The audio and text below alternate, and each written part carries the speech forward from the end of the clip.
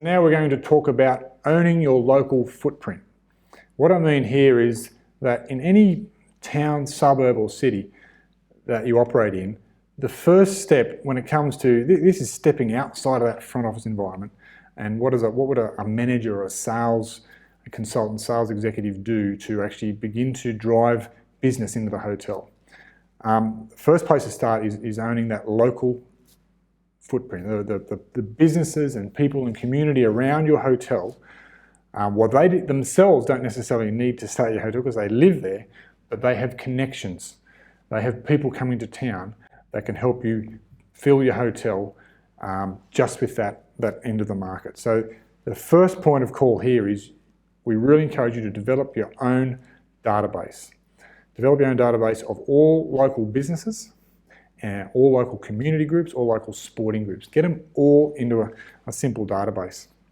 And with that database, the idea is to not just have business name and address and phone number, it's to actually work the database. It's to start with the raw data of who's who in the zoo, and you'll see later we talk about a template that we've got where you can actually populate some extra fields in there about how you manage that database. Now there's certainly heaps of software programs out there that do this. It's called CRM, customer relationship management tools that allow you to manage your database. Sure, if you're familiar with that, jump in and do that. So build your database in there. But if you haven't, just for now, we've got the templates there for you to use, which help you build it into an Excel document and actually track the relationship that you have with each client. So basically, you then need to work the database. So you want to start talking to these businesses, start talking to the community groups, and understand what their travel needs are. And we'll talk more in a corporate sense about some more detail about how you can attack that.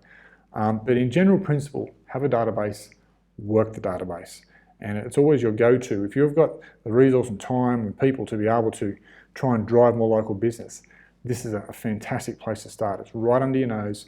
And we really should be trying to maximise the opportunity within your local footprint. Another thing within your local footprint is basically having a VFR strategy. Now, VFR, if you're not familiar with the term, is visiting friends and relatives. So this is a surprisingly large section of the accommodation marketplace, in the sense that if you look at travel numbers moving around, this is certainly some Australian numbers, VFR, visiting friends and relatives, makes up for 30% of travel in New South Wales, as an example, and similar right across Australia. It's second only to holiday as the number one reason for travel. So there's a lot of people moving around the place when it comes to visiting friends and relatives, and a percentage of those, a large percentage of those, don't stay with their relatives.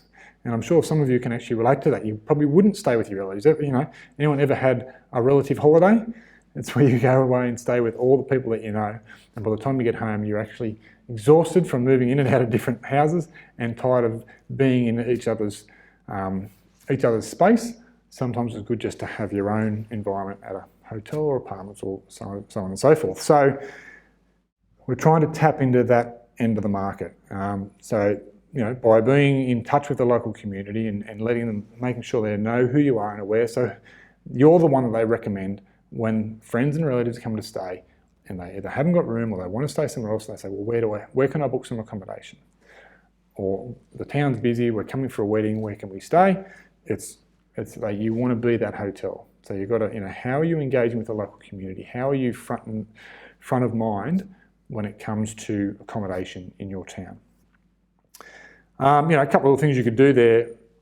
Direct mail, a bit of an old school direct mail. Believe it or not, I'm seeing here saying this, I've banged on so much around online, but a bit of direct mail goes a long way, I think, in local communities.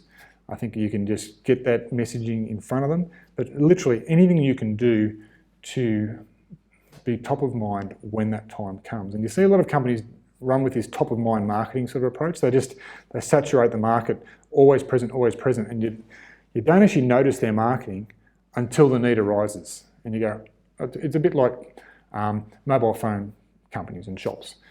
You know, you get the messaging, and you only need a phone every couple of years or longer. But when the day comes for you to upgrade your phone, you go, oh, that's right, so-and-so are the mob that I'll go to, because they're just embedded in your brain. So it's a little bit of that, trying to be front of mind when the need arises, and doing even things like open days and talking to your information centre, visitor information centre, and doing familials, that sort of thing. It's a really good place to start to own that local footprint. Another little tip around owning the local footprint is being in touch and in relationships and partnerships with the local attractions. So whatever the big things are in your local area, you really want to form up some relationships there.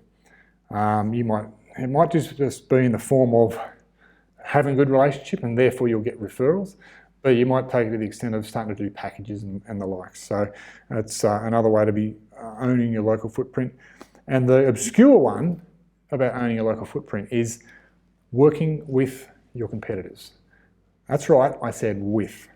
Working with your competitors. So what I'm suggesting here is that you form up, I guess, a relationship with your colleagues that you get along with really well. And you may not be the most fiercest of competitors, but you're similar. Obviously, you're taking business of each other at times. But it's always good to have at least a couple of properties up your sleeve. And reasons are that sometimes you're going to get stuck. Sometimes you're going to double book and you're going to need to bump someone somewhere. And you need to be able to rely on someone that can look after you.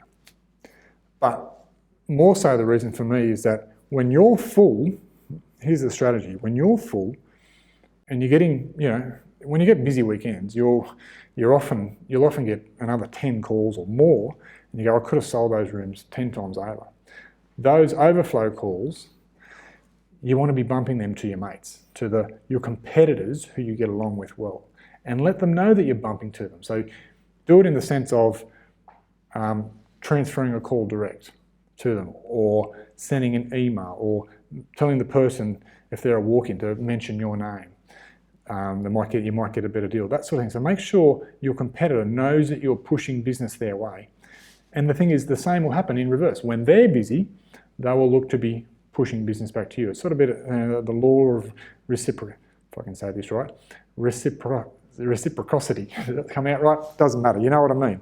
So work with your competitors, build relationships, have them as overflow partners, and you'll get a bit of a reciprocal benefit happening there. So that's it, owning your local footprint. A few tips and strategies there, but a really great place to start in stamping, I guess, your sales authority for your hotel, and truly trying to put some basic strategies in place and getting some traction out of the local environment and community and businesses.